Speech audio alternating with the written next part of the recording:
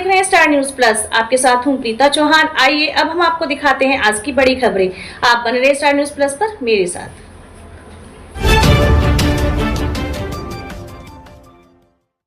औद्योगिक विकास व उद्यमियों के पलायन रोकने के लिए कोई प्रयास नहीं। भाजपा प्रदेश में औद्योगिक विकास के लिए गठित किए गए बीबीएनडीए के लिए सरकार के तीसरे बजट में भी कोई फंड नहीं मिल पाना निराशाजनक है। सुक्खू सरकार के कार्यकाल में उद्योग पलायन कर रहे हैं, लेकिन बजट में उनके लिए कोई आकर्षण ही नहीं है। उद्यमियों व औद्योगिक क्षेत्र के विकास से जुड़ा कोई भी प्रस्ताव सरकार के बजट में नहीं है। यह बात भाजपा दून मंडल के नेताओं ने वीरवार को बद्दी में बातचीत के दौरान कही। बातचीत करते हुए भाजपा जिला सचिव ने कहा कि प्रदेश सरकार का तीसरा बजट निराशाजनक है। लोगों में बहुत मायूसी है। युवाओं के साथ इस बजट में धोखा हुआ है। 5 लाख नौकरियों का वायदा किया था, लेकिन इस बजट में कोई ऐसा प्रस्ताव देखने को नहीं मिला। इस जन विरोधी सरकार के विरोध में हमारा आगामी 27 मार्च को विधानसभा घेराव का कार्यक्रम है।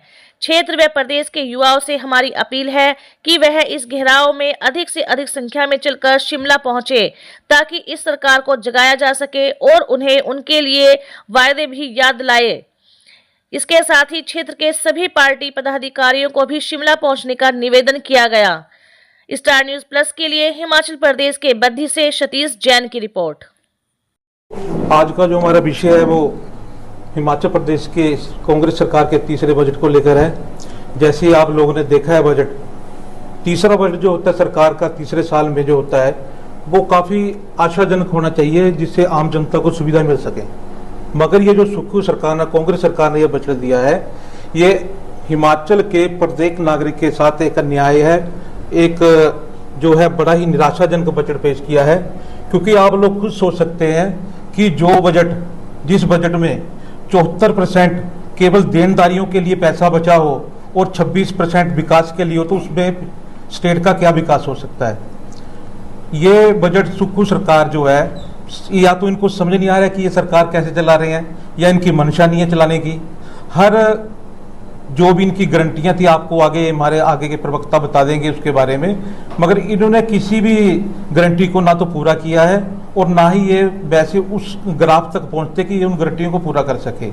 केवल ओपीएस के मुद्दे को बहाल करने के लिए उन्होंने पूरे हिमाचल को जो है एक अंधकार की खाई में धकेल दिया है। और उसी के जैसे गुरमेल भाई जी ने बोला है कि भारतीय जनता पार्टी, इसमें मैंने देखा कि कुछ विधायक जो सत्ता पक्ष के वो हमारे भारतीय जनता पार्टी पे ये आरोप लगा रहे थे कि जो वित्तीय स्थिति है वो भाजपा के टाइम में खराब हुई है। मैं बताना चाहता हूं कि भारतीय जनता पार्टी की सरकार ने जब सत्ता संभाली थी जयराम ठाकुर जी ने, उस टाइम इस प्रदेश के ऊपर 50,000 करोड़ रुपए का लोन था। हमारी सरकार ने 5 साल में सिर्फ 19,000 करोड़ रुपए का लोन दिया, जिसमें कोरोना का काल भी आया। लेकिन सुक्खू जी की सरकार ने 2.5 साल के अंदर ही 35,000 करोड़ का लोन ले लिया। इस बदहाली के लिए ये कांग्रेस के लोग जिम्मेवार हैं, और कांग्रेस ने 2.5 साल में विकास के नाम पे इस प्रदेश को, हमारे दून विधानसभा क्षेत्र को ठगा है। और ये जो बजट है, बीबीएन के अंदर जो इतने उद्योगपति है, उद्योग इंडस्ट्री है, उद्योग पलायन कर रहे हैं, उसके बारे में, उसको स्थापित करने के बारे में, उनका पलायन रोकने के बारे में इस बजट में कोई प्रावधान नहीं किया गया है। और विकास के मामले में यहाँ जो विकास की बात थी, दून विधानसभा क्षेत्र की मैं बात करूंगा कि भारतीय जनता पार्टी के टाइम में जो बीबीएनडीए बनाया था, बद्दी बरोटीवाला नालागढ़ डेवलपमेंट अथॉरिटी, उस 5 साल में रिकॉर्ड तोड़ पैसा बजट में प्रावधान किया गया था। लेकिन कांग्रेस की सरकार का तीसरा बजट आ गया, कांग्रेस की सरकार ने कोई पैसा बीबीएनडीए को बजट के रूप में नहीं दिया गया है, जिससे विकास कार्य ठप हो गए हैं। और यहाँ की जो सड़कें हैं, यहाँ के जो पुल है, यहाँ की जो स्कीमें हैं, वो सारे बुरी तरह से फेल हो गई है। कांग्रेस के लोगों ने सिर्फ सत्ता हासिल करने के लोगों को गुमराह किया, लेकिन उसके बाद विकास के नाम पे एक ईंट नहीं लगाई। इसलिए हम इस बजट की निंदा करते हैं और इसी के विरोध में जो 2.5 साल का कांग्रेस का कार्यकाल हो गया, 27 मार्च को विधानसभा घेराव का जो पार्टी के शीर्ष नेतृत्व में कार्यक्रम रखा है, उसमें मैं दून के क्षेत्र से सभी नेताओं से, सभी कार्यकर्ताओं से, सभी लोगों से ये अपील करता हूं कि 27 मार्च को हमने विधानसभा के मैं थोड़ा बजट से हटके बोलूँगा, जो कि अभी ताज़ा मामला आप लोगों के ज्ञान में भी है कि एक बड़ा ही वरिष्ठ अधिकारी बिजली बोर्ड का, बिमल नेगी जिनका नाम था, वो 10 मार्च से लापता था।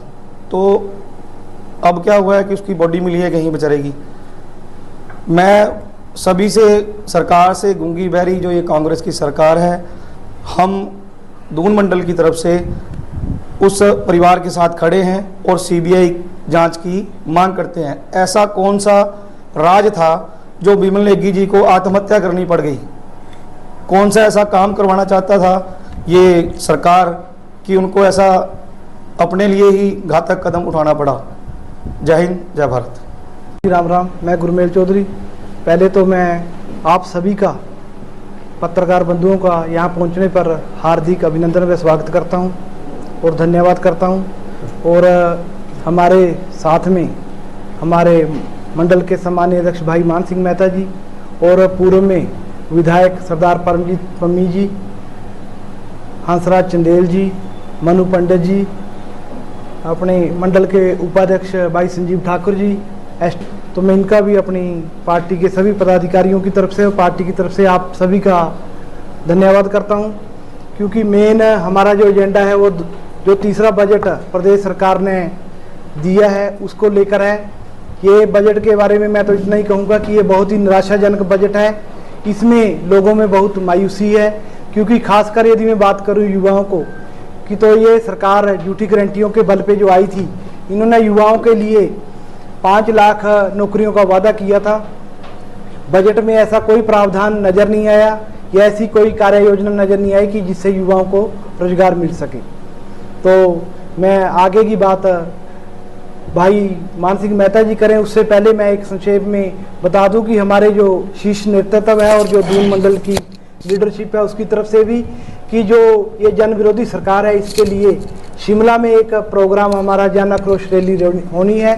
तो उसके लिए भी मैं सभी से निवेदन करता हूं कि हम पार्टी के जो पदाधिकारी हैं तो जाना है, बाकी युवाओं से भी आह्वान है कि वो ज़्यादा से ज़्यादा संख्या में 27 तारीख को हमारे साथ जो हमारी लीडरशिप है इनके अगुवाई में हमने शिमला जाना है, तो हमारे साथ चलें। अभी मैं आगे की बात भाई मान सिंह मेहता जी को